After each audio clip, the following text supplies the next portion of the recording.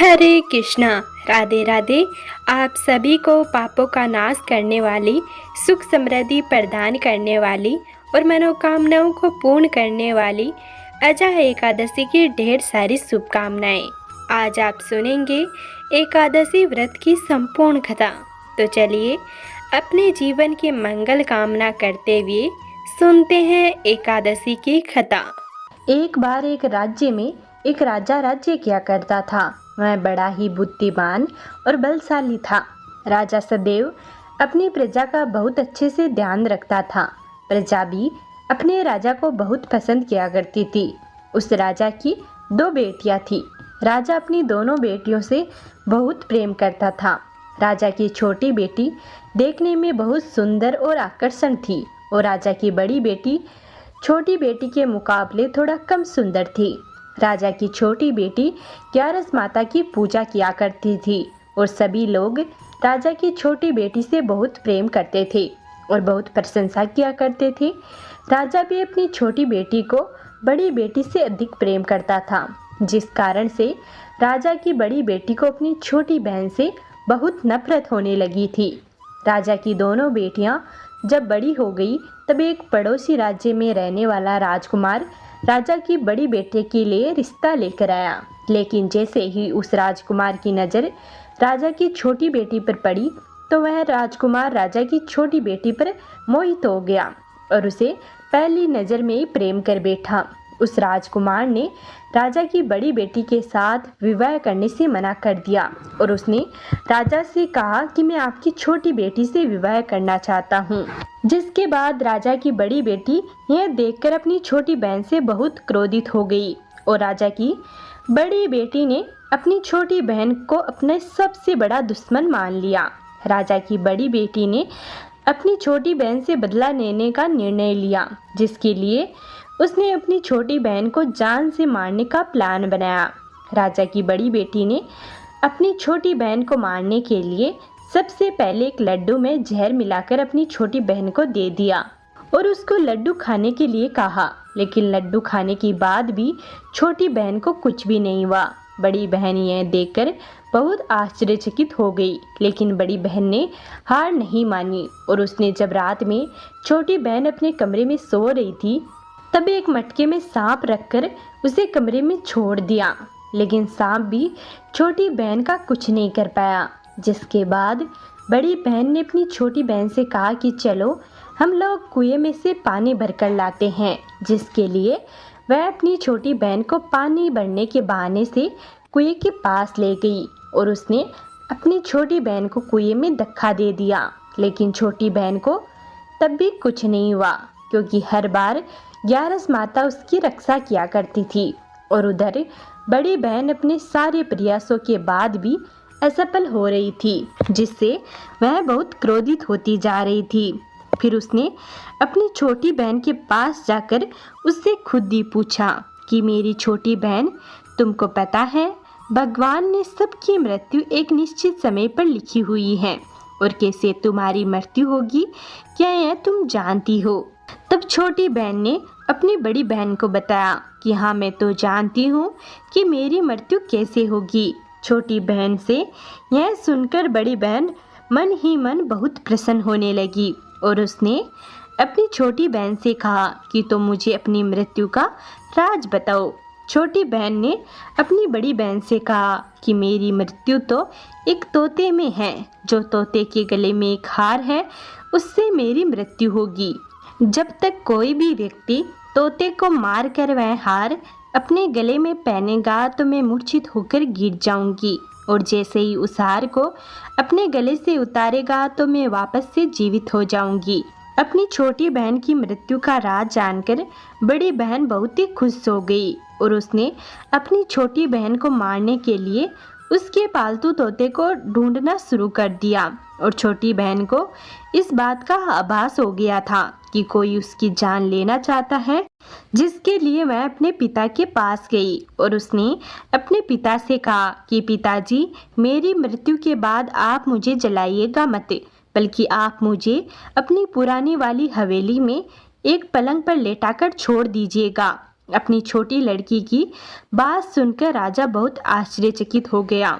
राजा ने अपनी छोटी बेटी से पूछा, बेटी तुम यह क्या कह रही हो? तब राजा की छोटी बेटी ने बताया, पिताजी समय किसी के लिए नहीं रुकता है, कब क्या हो जाए किसी को कुछ भी पता नहीं है। और फिर राजा ने अपनी छोटी बेटी से कहा कि तुम ऐसी बातें क्यों कर रही हो? 2-3 दिन में तो तुम्हारा विवाह होने वाला है।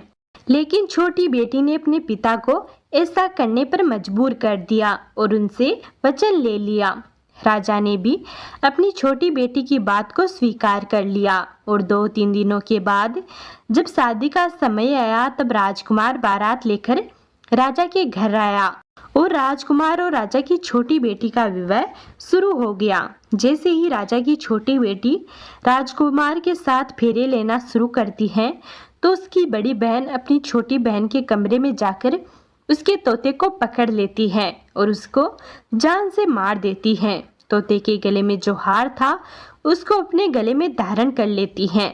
जैसे ही बड़ी बहन उस हार को अपने गले में धारण करती है तो उधर छोटी बहन 3.5 फेरे ही ले पाती है और वहीं पर बेहोश होकर गिर जाती है। जिसके बाद राजा ने बड़े बड़े हड्ड हकीमों को बुलाया और अपनी छोटी बेटी का इलाज करने के लिए कहा।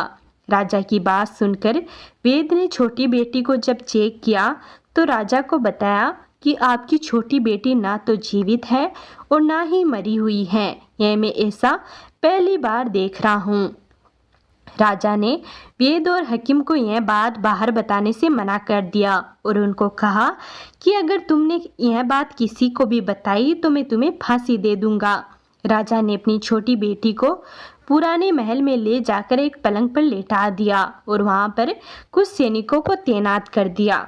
वापस अपने महल पर आ गया।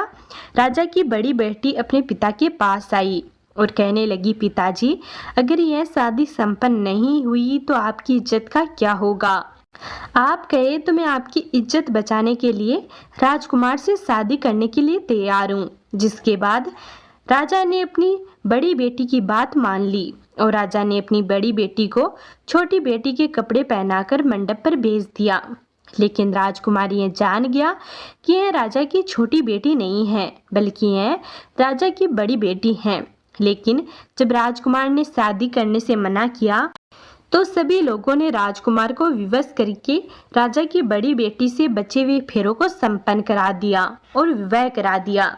जिसके बाद राजकुमार राजा की बड़ी बेटी को अपने महल में ले गया।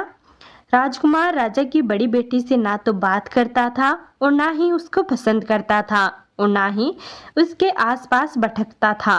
राजकुमार ने यह फैसला लिया कि वह अपनी प्रेमिका को ढूंढ कर ही रहेगा और यह जानकर ही रहेगा कि उसके साथ क्या हुआ है। एक दिन राजकुमार अपने घोड़े पर सवार होकर राजा के पुराने महल के पास पहुंच गया, जहां पर उसने कुछ सैनिकों को देखा। महल के पास पहुंचकर राजकुमार ने जब महल को ध्यान से देखा तो वह समझ गया कि यह तो हमारे ससुर जी का ही महल है। तब राजकुमार ने सैनिकों से पूछा, तुम लोग यहाँ पर क्या कर रहे हो और इस महल के अंदर उस पलंग पर कौन लेटा है? जिसके बाद सैनिकों ने बताया कि यहाँ पर राजा की छोटी बेटी लेटी है। यह सुनकर राजकुमार बहुत ही प्रसन्न हो गया और वह तुरंत ही अपनी प्रेमिका के पास पहुंच गया और उसकी सेवा करने लगा।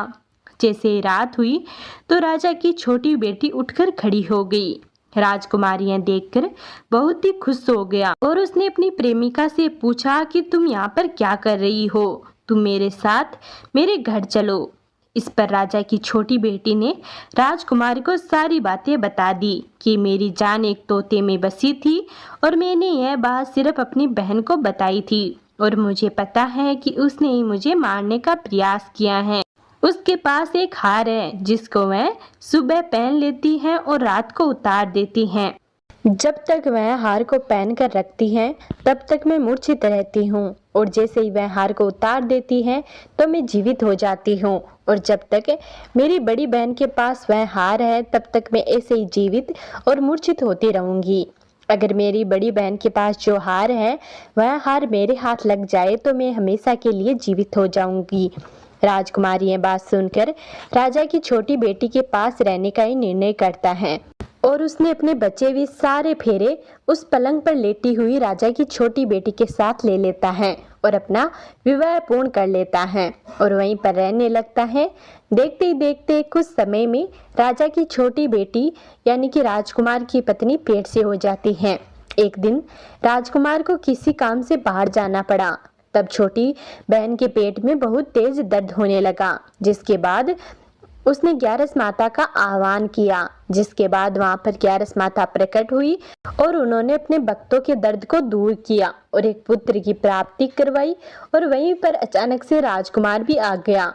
राजकुमार ने ग्यारस माता को देखा तो वह आश्चर्यचकित हो गया और उसने तुरंत माता को प्रणाम किया। और ग्यारस माता ने राजकुमार से कहा कि जब तुम्हारा बालक 5 वर्ष का हो जाए तो तुम अपनी पत्नी का हार लाकर इसके गले में डाल देना। और देखते ही देखते राजकुमार यानी कि राजा की छोटी बेटी का पुत्र 5 वर्ष का हो जाता है। तो राजकुमार अपने बेटे से कहता है कि बेटा, मैं कुछ काम से बाहर जा रहा हूँ, तुम अपनी माता का ध्यान रखना, और वहां से चला जाता है। राजा को बाहर निकलता देख बड़ी बहन के सैनिक देख लेते हैं और बड़ी बहन को जाकर सारी बातें बता देते हैं, जिसके बाद बड़ी बहन अपनी छोटी बहन के पुत्र को वहां से उठवा लेती है और उसको मरवा देती है। छोटी बेटी के पुत्र के 2 टुकड़े करवा देती है। पहला टुकड़ा चक्की के पास छुपा देती है और दूसरा टुकड़ा अपनी पलंग के नीचे रख लेती है। अब ग्यारस माता भिखारी का रूप लेकर आती है। एक भिखारी का रूप रखकर बड़ी बहन के पास चली जाती है, जिसके बाद वहां पर भिक्षा मांगने लगती है। बड़ी बहन अपने नौकरों से कहती है कि जाकर भिक्षा दे दो, लेकिन जैसे ही नौकर ग्यारस माता को भिक्षा देने के लिए जाते हैं तो माता उन्हें मना कर देती है और कहती है कि मैं तो तुम्हारी महारानी से ही भिक्षा लूंगी। जिसके बाद बड़ी बहन स्वयं ही भिक्षा देने के लिए माता के पास आती है। तब माता एक बिल्ली का रूप लेकर उसके कमरे में चली जाती है और वहां पर छोटी बेटी के पुत्र के दोनों टुकड़ों को आपस में जोड़ देती है और उसे जीवित कर देती है और वहां से ले जाती है। इसके बाद राजकुमार अपने बेटे को लेकर राजा की बड़ी बेटी के पास जाता है और उससे कहता है कि तुम इसका ध्यान रखना, अगर तुम इस बच्चे का अच्छे से ध्यान रखोगी तो मैं तुमसे बात करूंगा। एक दिन राजकुमार अपने बच्चे से कहता है कि तुम अपनी मम्मी के पास जाओ और उनके गले का हार मांग लो। जिसके बाद राजकुमार का लड़का अपनी मम्मी के पास जाता है और कहता है कि मम्मी, मुझे तुम्हारा हार चाहिए जो तुमने गले में पहन रखा है। यह सुनकर पहले तो बड़ी बहन बहुत क्रोधित होती है, पर उसको याद आता है कि राजकुमार ने कहा था कि अगर मैं इस बच्चे का अच्छे से ध्यान रखूंगी तो वह मुझसे बातें करेगा, जिसके कारण वह हार को उस बच्चे को दे देती है और वह तुरंत हार को ले जाकर अपने पिता को दे देता है। और तभी राजकुमार अपने बेटे को वहां से लेकर चला जाता है और अपनी पत्नी से कहकर जाता है कि तुम हमारे लिए खाना बना कर रखना, मैं शाम को आकर तुम्हारे साथ ही खाऊंगा। और वह अपने बेटे को लेकर वहां से चला जाता है। जिसके बाद वह राजा के पास जाता है और उनको सारी बातें बता देता है। राजा अपनी बड़ी बेटी की यह करतूत सुनकर बहुत क्रोधित होते हैं और अपनी परवरिश पर ही दोष देने लगते हैं और राजकुमार को अपनी छोटी बेटी के साथ रहने के लिए ही आदेश देते हैं। प्रेम से बोलिए ग्यारस माता की जय, भगवान श्री हरि विष्णु की जय। अब सुनिए अजा एकादशी की व्रत कथा। एक समय की बात है, धर्मराज युधिष्ठिर भगवान श्री कृष्ण से कहने लगे, हे भगवान, मैंने श्रावण शुक्ल एकादशी अर्थात पुत्रदा एकादशी का सविस्तार वर्णन सुना। अब आप कृपा करके मुझे भाद्रपद माह के कृष्ण पक्ष की एकादशी के विषय में भी बताइए। इस एकादशी का क्या नाम है तथा इसके व्रत का क्या विधान है? इसका व्रत करने से किस फल की प्राप्ति होती है? भगवान श्री कृष्ण ने कहा, हे युधिष्ठिर, भाद्रपद माह के कृष्ण पक्ष की एकादशी को अजा एकादशी कहते हैं। इसका व्रत करने से सभी पापों का नाश हो जाता है। इस लोक और परलोक में मदद करने वाली इस एकादशी व्रत के समान संसार में दूसरा कोई व्रत नहीं है। इस एकादशी से संबंधित जो कथा प्रचलित है उसे मैं तुम्हें सुनाता हूँ, श्रद्धापूर्वक सुनो। बहुत समय पहले एक दानी और सत्यवादी राजा हरिश्चंद्र हुए। राजा हरिश्चंद्र इतने प्रसिद्ध सत्यवादी और धर्मात्मा थे कि उनकी कृति से देवताओं के राजा इंद्र को भी ईर्ष्या होने लगी। इंद्र ने महर्षि विश्वामित्र को हरिश्चंद्र की परीक्षा लेने के लिए उकसाया। राजा इंद्र के कहने से महर्षि विश्वामित्र जी ने राजा हरिश्चंद्र को योग बल से ऐसा स्वप्न दिखाया कि राजा स्वप्ने में ऋषि को सब राज्य दान कर रहे हैं। दूसरे दिन महर्षि विश्वामित्र अयोध्या आए और अपना राज्य मांगने लगे। सपने में किए गए दान को भी राजा ने स्वीकार कर लिया और विश्वामित्र जी को सारा राज्य दे दिया।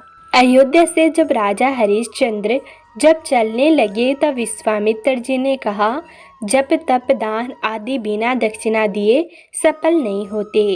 राजपाट तुम पहले ही सौंप चुके हो तो अब दक्षिणा कैसे दोगे? तो राजा हरिश्चंद्र ने महर्षि विश्वामित्र से दक्षिणा देने के लिए 1 महीने का समय लेकर वे काशी आ गए। काशी में उन्होंने अपनी पत्नी रानी सेवैया को एक ब्राह्मण के हाथ बेच दिया। राजकुमार रोहिताश्व छोटा बालक था। प्रार्थना करने पर ब्राह्मण ने उसे अपनी माता के साथ रहने की आज्ञा दे दी। स्वयं अपने को राजा हरिश्चंद्र ने एक चांडाल के हाथ बेच दिया और इस प्रकार ऋषि विश्वामित्र को 1000 मोहरे दक्षिणा में दे दी। महारानी सेवैया अब ब्राह्मण के घर में दासी का काम करने लगी। चांडाल के सेवक होकर राजा हरिश्चंद्र शमशान घाट की चौकीदारी करने लगे। हरिश्चंद्र शमशान में मृतकों के परिजनों से दाह संस्कार के बदले कर वसूली करने के काम को करता था। कई बार उसके सामने धर्म संकट की स्थिति भी बनी, लेकिन वे सत्य और कर्तव्य के मार्ग से विचलित नहीं हुए। एक दिन शमशान भूमि की तरफ गौतम ऋषि आ गए। राजा ने ऋषि को प्रणाम किया। गौतम ऋषि ने कहा कि किसी पूर्व जन्म के पाप के कारण आपकी यह दशा हुई है। यदि तुम भाद्रपद कृष्ण एकादशी का व्रत करो और अजा एकादशी व्रत कथा सुनो तो तुम्हारा इस हालात से उद्धार हो जाएगा। राजा ने ऋषि की बात मानकर अजा एकादशी का व्रत करने लगे। एक दिन राजकुमार रोहिताश्व ब्राह्मण की पूजा के लिए फूल चुन रहा था कि उसे सांप ने काट लिया।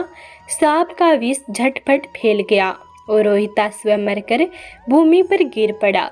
उसकी माता महारानी सेवैया को न कोई धीरज बंधाने वाला था और न उनके पुत्र की देह शमशान पहुंचाने वाला था।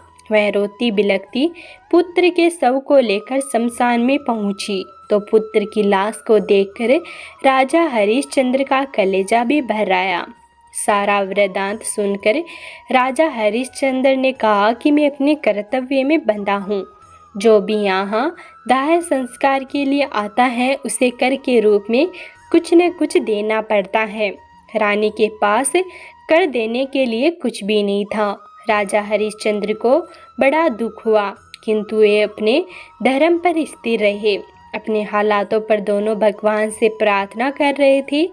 जब हरिश्चंद्र ने दाह संस्कार नहीं करने दिया तो रानी ने अपनी आधी साड़ी चीरकर राजा हरिश्चंद्र को कर के रूप में दे दी। उधर प्रभु भी यह सब कुछ देख रहे थे तो राजा हरिश्चंद्र की कर्तव्य प्राणता को देखकर वहाँ भगवान नारायण, इंद्र, धर्मराज आदि देवता और महर्षि विश्वामित्र प्रकट हो गए।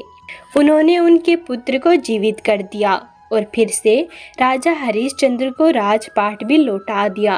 तो इस प्रकार अजा एकादशी के व्रत से राजा हरिश्चंद्र के समस्त दुखों का निवारण हो गया। सत्य के प्रभाव से राजा हरिश्चंद्र महारानी सेवैया के साथ भगवान के धाम में चले गए। महर्षि विश्वामित्र ने राजकुमार रोहिताश्व को अयोध्या का राजा बना दिया। हे राजन, यह सब अजा एकादशी के प्रभाव से ही हुआ। अतः जो मनुष्य यत्न के साथ विधि पूर्वक इस व्रत को करते हुए रात्रि जागरण करते हैं, उनके समस्त पाप नष्ट होकर अंत में वे स्वर्गलोक को प्राप्त होते हैं।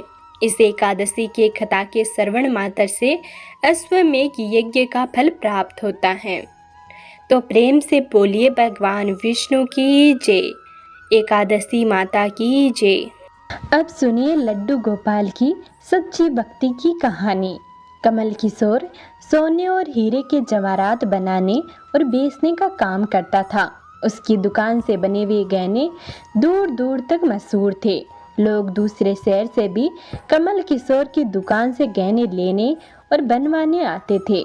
चाहे हाथों के कंगन हो, चाहे गले का हार हो, चाहे कानों के कुंडल हो, उसमें हीरे और सोने की बहुत सुंदर मीनाकारी होती कि सब देखने वाले देखते ही रह जाते। इतना बड़ा कारोबार होने के बावजूद भी कमल किशोर बहुत ही शांत और सरल स्वभाव वाला व्यक्ति था। उसको इस माया का इतना रंग नहीं चढ़ावा था। एक दिन उसका कोई मित्र उसकी दुकान पर आया, जो कि अपनी पत्नी के साथ वृंदावन धाम से होकर वापस आ रहा था। तो उस मित्र ने सोचा कि चलो थोड़ा सा प्रसाद अपने मित्र कमल किशोर को भी देता चलूं। उसकी दुकान पर जब वह पहुंचा तब कमल किशोर का एक कारीगर एक सोने और हीरे से जड़ित बहुत सुंदर हार बनाकर कमल किशोर को देने के लिए आया था। कमल किशोर उस हार को देख ही रहा था कि उसका मित्र उसकी दुकान पर पहुंचा। कमल किशोर का मित्र अपने साथ वृंदावन से एक बहुत सुंदर लड्डू गोपाल, जिनका स्वरूप अत्यंत मनमोहक था, साथ लेकर आया था। जब उसका मित्र दुकान पर बैठा तो उसकी गोद में लड्डू गोपाल जी विराजमान थे। कमल किशोर लड्डू गोपाल जी के मनमोहक रूप सौंदर्य को देखकर अत्यंत आनंदित हुआ। उसने अपने हाथ में पकड़ा हुआ हार उस लड्डू गोपाल के गले में पहना दिया और अपने मित्र को कहने लगा कि देखो तो सही, इस हार की शोभा लड्डू गोपाल के गले में पड़ने से कितनी बढ़ गई है। उसका मित्र और कमल किशोर आपस में बातें करने लगे। बातों ही बातों में उसका मित्र लड्डू गोपाल को हार सहित लेकर चला गया। दोनों को ही पता ना चला कि हार लड्डू गोपाल के गले में ही पड़ा रह गया है। कमल किशोर का मित्र अपनी पत्नी के साथ एक टैक्सी में सवार होकर अपने घर को रवाना हुआ। जब वह टैक्सी से उतरे तो भूलवश लड्डू गोपाल जी उसी टैक्सी में रह गए। टैक्सी वाला एक गरीब आदमी था जिसका नाम बाबू था, जो कि दूसरे शहर से यहाँ पर अपने परिवार का पालन पोषण करने के लिए टैक्सी चलाता था और वह टैक्सी लेकर काफी आगे निकल चुका था। आज उसको अपने घर वापस जाना था, जो कि दूसरे शहर में था। जब टैक्सी लेकर बाबू अपने घर पहुंचा तो उसने जब टैक्सी की पिछली सीट पर देखा तो उसको ध्यान लड्डू गोपाल जी पर पड़ा, जो कि बड़े शाही तरीके से पिछली सीट पर गले में हार धारण करके सुंदर सी पोशाक पहनकर हाथ में बांसुरी पकड़े हुए पसर कर बैठे हुए हैं। बाबू यह देखकर एकदम से घबरा गया कि यह लड्डू गोपाल जी किसके हैं, लेकिन अब वह दूसरे शहर से अपने शहर आ चुका था, जो कि काफी दूर था और वह सवारी का घर भी नहीं जानता था। तो वह दुविधा में पड़ गया कि वह क्या करे। फिर उसने बड़ी श्रद्धा से हाथ धोकर लड्डू गोपाल जी को उठाया और अपने घर के अंदर ले गया। जैसे ही उसने घर के अंदर प्रवेश किया, उसकी पत्नी ने उसके हाथ में पकड़े लड्डू गोपाल जी को जब देखा, इतने सुंदर स्वरूप वाले लड्डू गोपाल जी को देखकर उसकी पत्नी ने झट से लड्डू गोपाल जी को अपने पति के हाथों से ले लिया। उसकी पत्नी, जिनकी शादी को 8 साल हो चुके थे, उनके अभी तक कोई संतान नहीं थी, लेकिन गोपाल जी को हाथ में लेते ही उसका वात्सल्य भाव जाग उठा। उसकी ममतामयी और करुणामयी आंखें झरझर कर बहने लगी। ममतावश और वात्सल्य भाव के कारण ठाकुर जी को गोद में उठाते ही उसको ऐसा लगा उसने किसी अपने ही बच्चे को गोद में उठाया है। उसके स्तनों से अपने आप दूध निकलने लगा। अपनी ऐसी दशा देखकर बाबू की पत्नी मालती बहुत हैरान हुई। उसने कसकर गोपाल जी को अपने सीने से लगा लिया और आंखों में आंसू बहाती हुई बोली, अरे बाबू, तुम नहीं जानते कि आज तुम मेरे लिए कितना अमूल्य रत्न लेकर आए हो। बाबू कुछ नहीं समझ पा रहा था कि मेरी पत्नी को अचानक से क्या हो गया है, लेकिन उसकी पत्नी तो जैसे बावरी सी हो गई थी। वह गोपाल जी को जल्दी जल्दी अंदर ले गई और उनसे बातें करने लगी। अरे लल्ला, इतनी दूर से आए हो, तुम्हें भूख लगी होगी। और उसने जल्दी जल्दी मधु और घी से बनी चूरी बनाकर और दूध गर्म करके ठाकुर जी को भोग लगाया। और उधर कमल किशोर ने जब अपनी दुकान पर हार को ना देखा तो उसको याद आया कि हार तो ठाकुर जी के गले में ही रह गया है। तो उसने अपने मित्र को संदेश भेजा। तो मित्र ने आगे से जवाब दिया, अरे मित्र, वह माखन चोर और चित चोर हार सहित खुद भी चोरी हो गया है। मैं तो खुद इतना परेशान हूँ। कमल किशोर अब थोड़ा सा परेशान हो गया। कितना कीमती हार ना जाने कहाँ चला गया। मुझे तो लाखों का नुकसान हो गया। लेकिन फिर भी अपने सरल स्वभाव के कारण उसने अपने मित्र को कुछ नहीं कहा और उसने मन में सोचा कि कोई बात नहीं, मेरा हार तो ठाकुर जी के ही अंग लगा है। अगर मेरी भावना सच्ची है तो ठाकुर जी उसको पहने रखे। और उधर बाबू और उसकी पत्नी मालती दिन रात ठाकुर जी की सेवा करते। अब तो मालती और बाबू को लड्डू गोपाल जी अपने बेटे जैसे ही लगने लगे। लड्डू गोपाल जी की कृपा से अब मालती के घर एक बहुत ही सुंदर बेटी ने जन्म लिया। इन सब बातों का श्रेय वह लड्डू गोपाल जी को देते कि यह हमारा बेटा है और अब हमारी बेटी हुई है। अब हमारा परिवार पूर्ण हो गया है। मालती लड्डू गोपाल जी को इतना स्नेह करती कि रात को उठ उठ कर देखने जाती कि लड्डू गोपाल जी को कोई कष्ट तो नहीं है। ऐसे ही एक दिन कमल किशोर को व्यापार के सिलसिले में दूसरे शहर जाना पड़ रहा था जहाँ पर बाबू रहता था।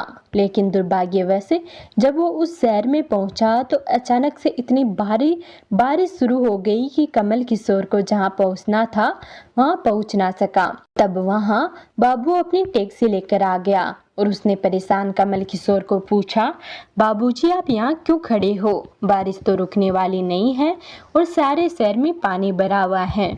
आप अपनी मंजिल तक नहीं पहुँच सकोगे और ना ही कहीं पर रुक पाओगे। मेरा घर पास ही है, अगर आप चाहो तो मेरे घर आ सकते हो। कमल किशोर, जिसके पास सोने और हीरे के काफी गहने थे, वह अनजान टैक्सी वाले के साथ जाने के लिए थोड़ा घबरा रहा था, लेकिन उसके पास कोई और चारा भी नहीं था और वह बाबू के घर उसके साथ टैक्सी में बैठकर चला गया।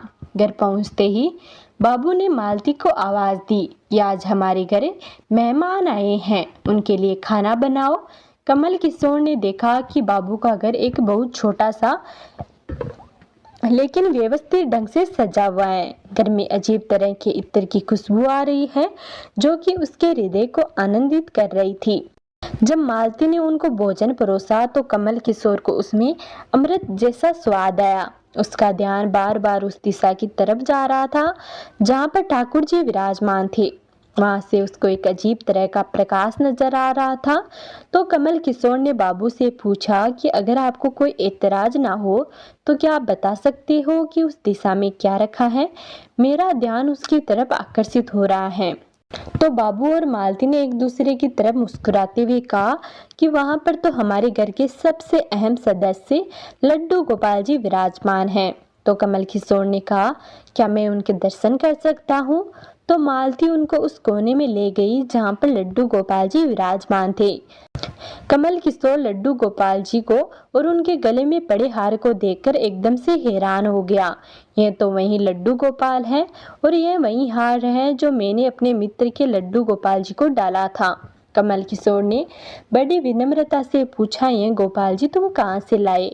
बाबू, जिसके मन में कोई छल कपट नहीं था, उसने कमल किशोर को सारी बातें बता दी कि कैसे उसको सौभाग्य से लड्डू गोपाल जी मिले और उनके हमारे घर आने से हमारा दुर्भाग्य सौभाग्य में बदल गया। तो कमल किशोर ने कहा, क्या तुम जानते हो कि जो हार ठाकुर जी ने गले में पड़ा है उसकी कीमत क्या है? तो बाबू और मालती ने बड़ी विनम्रता से हाथ जोड़कर कहा कि जो चीज हमारे लड्डू गोपाल जी के अंग लग गई है, हम उसका मूल्य नहीं जानना चाहते और हमारे लाला के सामने किसी चीज, किसी हार का कोई मोल नहीं है। तो कमल किशोर एकदम से चुप हो गया और उसने मन में सोचा कि चलो अच्छा है, मेरा हार ठाकुर जी ने अपने अंग लगाया हुआ है। अगले दिन जब वह चलने को तैयार हुआ और बाबू उसको टैक्सी में लेकर उनकी मंजिल तक पहुंचाने गया, जब कमल किशोर टैक्सी से उतरा और जाने लगा, तभी बाबू ने उनको आवाज लगाई कि जरा रुको, यहाँ आपका कोई सामान हमारी टैक्सी में रह गया है। लेकिन कमल किशोर ने कहा, मैंने तो वहाँ कुछ नहीं रखा। लेकिन बाबू ने कहा, यह बैग तो आप ही का है, जब कमल किशोर ने उसको खोलकर देखा तो उसमें बहुत सारे पैसे थे। कमल किशोर एकदम से हक्का बक्का रह गया कि यह तो उतने ही पैसे हैं जितने की उस हार की कीमत है। उसकी आंखों से आंसू आ गए कि जब तक मैंने निश्चल भाव से ठाकुर जी को वह हार धारण कराया हुआ था तब तक उन्होंने पहने रखा। मैंने उनको पैसे का सुनाया तो उन्होंने मेरा अभिमान तोड़ने के लिए मुझे पैसे दे दिए हैं। मैं ठाकुर जी से क्षमा मांगने लगा, लेकिन अब हो भी क्या सकता था। इसलिए हमारे अंदर ऐसे भाव होने चाहिए कि उनमें अहंकार न होकर विनम्रता होनी चाहिए। और ठाकुर जी जैसा चाहते हैं वैसा ही होता है। हम तो निमित्त मात्र हैं। कौन ठाकुर जी को वृंदावन से लाया और किसके घर जाकर वह विराजित हुए, ये सब ठाकुर जी की लीला है। जिसके घर रहना है, जिसके घर सेवा लेनी है, ये सभी जानते हैं। हम तो निमित्त मात्र हैं, बस हमारे भाव शुद्ध होने चाहिए। ठाकुर जी तो बड़े बड़े पकवान नहीं बल्कि भाव से खिलाई छोटी से छोटी चीज को भी ग्रहण कर लेते हैं।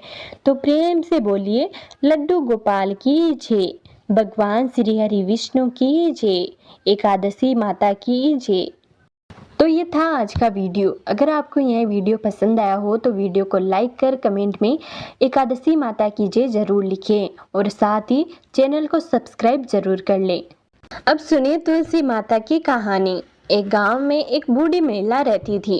वह प्रतिदिन पूजा पाठ किया करती थी और वह रोज तुलसी माता का पूजन करती थी और तुलसी माता से कहती, हे तुलसी माता, सत की दाता, मैं तेरा बिड़वा सींचती हूँ। मुझे बहू दे, पीले रंग की धोती दे, मीठा ग्रास दे, वैकुंठ में वास दे, अच्छी मौत दे, चंदन का काठ दे, अच्छा राज दे, खाने को दाल भात दे और 11 के दिन कृष्ण का कांदा दे। बुढ़िया माई की यह बातें सुनकर तुलसी माता सूखने लगी। तुलसी माता को यूं सूखते देखकर भगवान ने पूछा, हे तुलसी, तुम दिन प्रतिदिन क्यों सूखती जा रही हो? तुलसी माता ने कहा कि बस मेरे मन की मत पूछो। भगवान ने कहा कि यदि मैं नहीं पूछूंगा तो कौन पूछेगा? इस पर तुलसी माता कहती हैं कि एक बुढ़िया माई आती हैं और कहती हैं कि हे तुलसी माता, सत की दाता, मैं तेरा बिड़वा सींचती हूँ।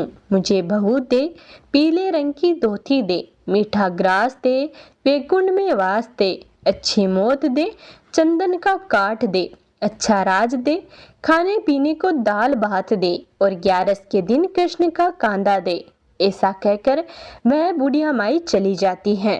मैं उसकी सभी बातें पूरी कर दूंगी, लेकिन कृष्ण का कांदा कहाँ से लेकर आऊंगी? इस पर भगवान श्री कृष्ण बोले कि वह मरेगी तो मैं अपने आप ही कांदा देने आऊंगा।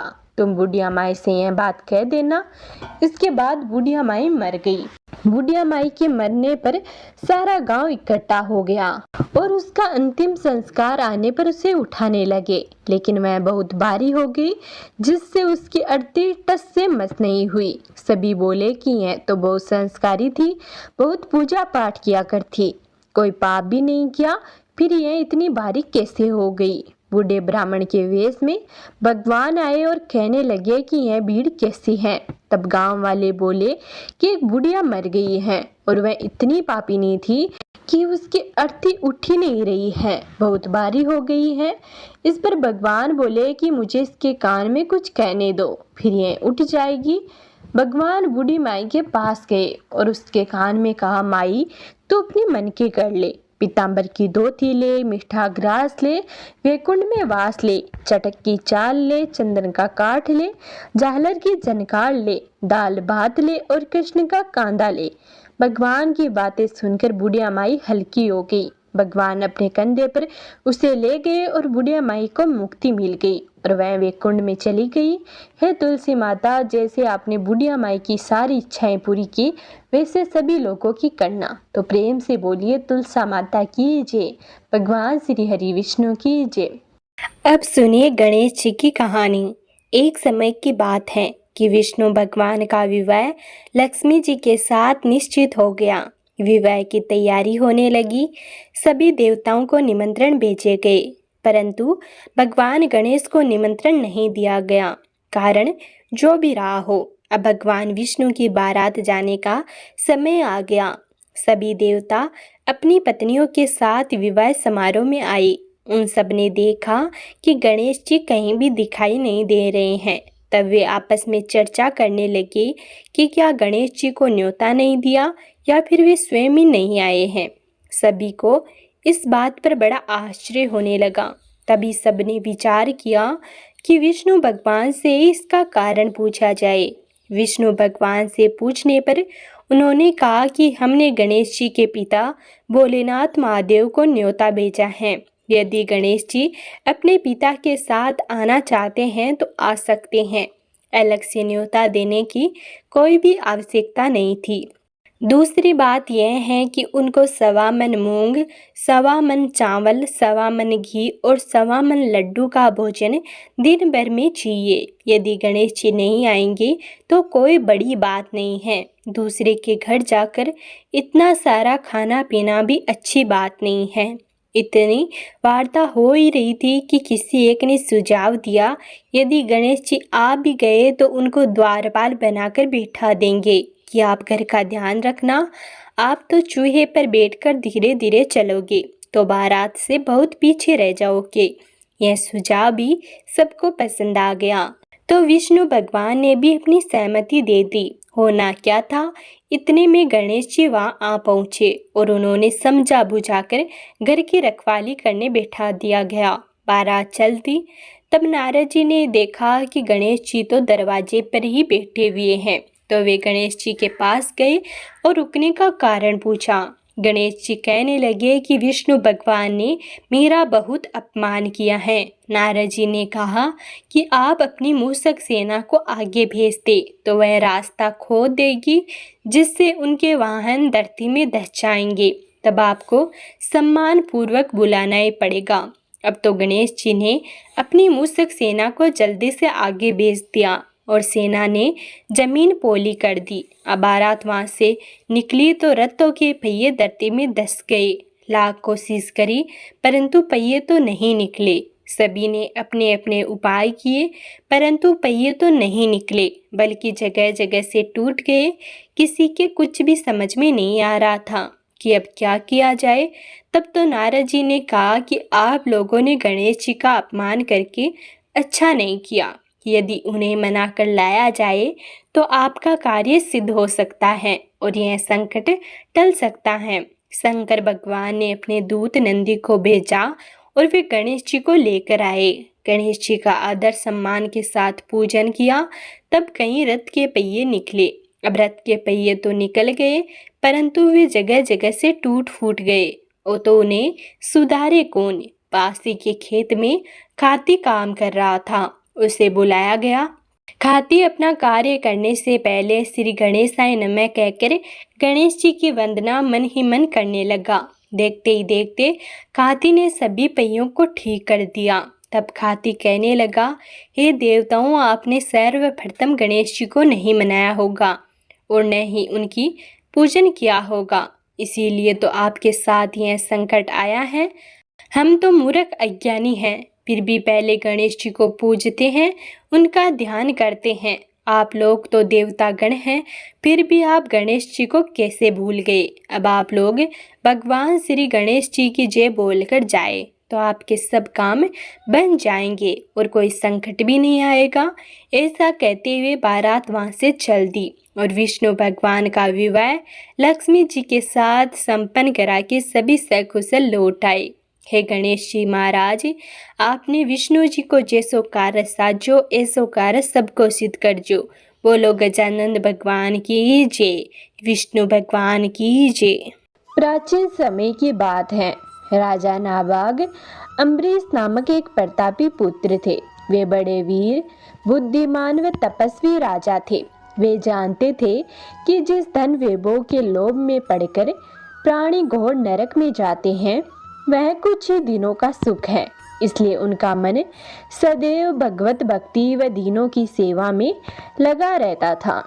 राज्याभिषेक के बाद राजा अम्बरीश ने अनेक यज्ञ करके भगवान विष्णु की पूजा उपासना की, जिन्होंने प्रसन्न होकर उनकी रक्षा के लिए अपने सुदर्शन चक्र को नियुक्त कर दिया। एक बार राजा अम्बरीश ने अपनी पत्नी के साथ द्वादशी प्रदान एकादशी व्रत करने का निश्चय किया। उन्होंने भगवान विष्णु का पूजन किया और ब्राह्मणों को अन्न धन का भरपूर दान दिया। तभी वहाँ दुर्वासा ऋषि का आगमन हो गया। वे परम तपस्वी व अलौकिक शक्तियों से युक्त थे, किंतु क्रोधी स्वभाव के कारण उनकी सेवा सुविधा में विशेष सावधानी बरतनी पड़ती थी। राजा अम्बरीश ने उनका स्वागत किया और उन्हें श्रेष्ठ आसन पर बिठाया। तत्पश्चात दुर्वासा ऋषि की पूजा करके उसने प्रेम पूर्वक भोजन ग्रहण करने का आग्रह किया। दुर्वासा ऋषि ने राजा अम्बरीश का आग्रह स्वीकार कर लिया, किंतु भोजन से पूर्व नित्य कर्मों से निवृत्त होने के लिए दुर्वासा ऋषि यमुना नदी के तट पर चले गए। वे परम ब्रह्मा का ध्यान कर यमुना के जल में स्नान करने लगे। इधर द्वादशी में केवल कुछ ही क्षण शेष रह गई थी। स्वयं को धर्म संकट में देख राजा अम्बरीश ब्राह्मणों से परामर्श करते हुए बोले, मान्यवरों, ब्राह्मण को बिना भोजन कराए स्वयं खा लेना और द्वादशी रहते भोजन न करना दोनों ही मनुष्य को पाप का भागी बनाते हैं। इसलिए इस समय आप मुझे ऐसा उपाय बताइए जिससे कि मैं पाप का भागी न बन सकूं। ब्राह्मण बोले, राजन, शास्त्रों में कहा गया है कि पानी भोजन करने के सम्मान भी है और सम्मान नहीं भी है, इसलिए इस समय आप जल पीकर द्वादशी का नियम पूर्ण कीजिए। यह सुनकर राजा अम्बरीश ने जल पी लिया और दुर्वासा ऋषि की प्रतीक्षा करने लगे। जब दुर्वासा ऋषि लौटे तो उन्होंने तपोबल से जान लिया कि राजा अम्बरीश भोजन कर चुके हैं। अतः वे क्रोधित हो उठे और कटु स्वर में बोले, दुष्ट अम्बरीश, तू धन के मद में चूर होकर स्वयं को बहुत बड़ा मानता है। तूने मेरा तिरस्कार किया है, मुझे भोजन का निमंत्रण दिया, लेकिन मुझसे पहले स्वयं भोजन कर लिया। अब देख, मैं तुझे तेरी दुष्टता का दंड देता हूँ। क्रोधित दुर्वासा ने अपनी एक जटा उखाड़ी और अम्बरीश को मारने के लिए एक भयंकर और विकराल कृत्या उत्पन्न की। कृत्या तलवार लेकर राजा अम्बरीश की ओर बढ़ी, किंतु वे बिना विचलित हुए मन ही मन भगवान विष्णु का स्मरण करते रहे। जैसे ही कृत्या ने उनके ऊपर आक्रमण करना चाहा, राजा अम्बरीश का रक्षक सुदर्शन चक्र सक्रिय हो गया और पल भर में उसने कृत्या को जलाकर भस्म कर दिया। जब दुर्वासा ऋषि ने देखा कि चक्र तेजी से उन्हीं की ओर बढ़ रहा है, तो वे भय से भयभीत हो गए। अपने प्राणों की रक्षा के लिए वे आकाश, पाताल, पृथ्वी, समुद्र, पर्वत, वन आदि अनेक स्थानों पर शरण लेने गए, किंतु सुदर्शन चक्र ने उनका पीछा नहीं छोड़ा। घबराकर उन्होंने ब्रह्मा जी से रक्षा की गुहार लगाई। ब्रह्मा जी प्रकट हुए, किंतु असमर्थ होकर बोले, वत्स, भगवान विष्णु द्वारा बनाए गए नियमों में मैं बंधा हुआ हूँ। प्रजापति इंद्र, सूर्य आदि सभी देवगण भी नियमों का उल्लंघन नहीं कर सकते हैं। हम नारायण की आज्ञा के अनुसार ही सृष्टि के प्राणियों का कल्याण करते हैं। इस प्रकार भगवान विष्णु के भक्त के शत्रु की रक्षा करना हमारे वश में नहीं है। ब्रह्मा जी की बातों से निराश होकर दुर्वासा ऋषि भगवान शंकर की शरण में गए। पूरा वृतांत सुनाने के बाद महादेव जी ने उन्हें समझाया, ऋषिवर, यह सुदर्शन चक्र भगवान विष्णु का शस्त्र है जो उनके भक्त जन की रक्षा करता है। इसका तेज सभी के लिए असहनीय है, अतः उचित होगा कि आप स्वयं भगवान विष्णु की शरण में जाएं। केवल वे ही इस दिव्य शस्त्र से आपकी रक्षा कर सकते हैं और आपका मंगल हो सकता है। वहां से भी निराश होकर दुर्वासा ऋषि भगवान विष्णु की शरण में पहुंचे और उनके चरणों में शीश नवाकर दया की गुहार लगाई। आतर्त्व स्वर में दुर्वासा ऋषि बोले, भगवान, मैं आपका अपराधी हूँ। आपके प्रभाव से अनभिज्ञ होकर मैंने आपके परम भक्त राजा अम्बरीश को मारने का प्रयास किया है। हे दयानिधि, कृपा करके मेरी इस दुष्टता को क्षमा कर मेरे प्राणों की रक्षा कीजिए। भगवान नारायण ने दुर्वासा ऋषि को उठाया और समझाया, मुनिवर, मैं सर्वदा भक्तों के अधीन हूँ। मेरे सीधे साधे भक्तों ने अपने प्रेम पास में मुझे बांध रखा है। भक्तों का एकमात्र आश्रय मैं ही हूँ। अतः मैं स्वयं अपने व देवी लक्ष्मी से भी बढ़कर अपने भक्तों को चाहता हूँ। जो भक्त अपने बंधु बांधवों और समस्त भोग विलास त्याग कर मेरी शरण में आ गए हैं, उन्हें किसी प्रकार छोड़ने का विचार मैं कदापि नहीं कर सकता। यदि आप इस विपत्ति से बचना चाहते हैं तो मेरे परम भक्त अम्बरीश के पास ही जाइए। उनके प्रसन्न होने पर आपकी कठिनाई अवश्य ही दूर हो जाएगी। नारायण की सलाह पाकर दुर्वासा ऋषि राजा अम्बरीश के पास पहुँचे और अपने अपराध के लिए क्षमा मांगने लगे। परम तपस्वी महर्षि दुर्वासा की यह दुर्दशा देखकर राजा अम्बरीश को अत्यंत दुख हुआ। उन्होंने सुदर्शन चक्र की स्तुति की और प्रार्थना पूर्वक आग्रह किया कि अब वह लौट जाए। उनकी स्तुति से प्रसन्न होकर सुदर्शन चक्र ने अपनी दिशा बदल ली और दुर्वासा ऋषि को भय मुक्त कर दिया। जब से दुर्वासा ऋषि वहां से गए थे, तब से राजा अम्बरीश ने भोजन ग्रहण नहीं किया था। वे ऋषि को भोजन कराने की प्रतीक्षा कर रहे थे। उनके लौटकर आ जाने व भय मुक्त हो जाने के बाद ही राजा अम्बरीश ने सबसे पहले उन्हें आदर पूर्वक बैठाकर उनकी विधि सहित पूजा की और प्रेम पूर्वक भोजन कराया। राजा के इस व्यवहार से ऋषि दुर्वासा अत्यंत प्रसन्न हुए और उन्हें अनेक आशीर्वाद देकर वहां से विदा हो गए। तो प्रेम से बोलिए भगवान विष्णु की जय, एकादशी माता की जय। तो ये था आज का वीडियो। अगर आपको यह वीडियो पसंद आया हो तो वीडियो को लाइक कर कमेंट में तुलसा माता की जय या एकादशी माता की जय जरूर लिखें। और यदि आपने अभी तक हमारे चैनल को सब्सक्राइब नहीं किया है तो प्लीज़ सब्सक्राइब जरूर कर लें।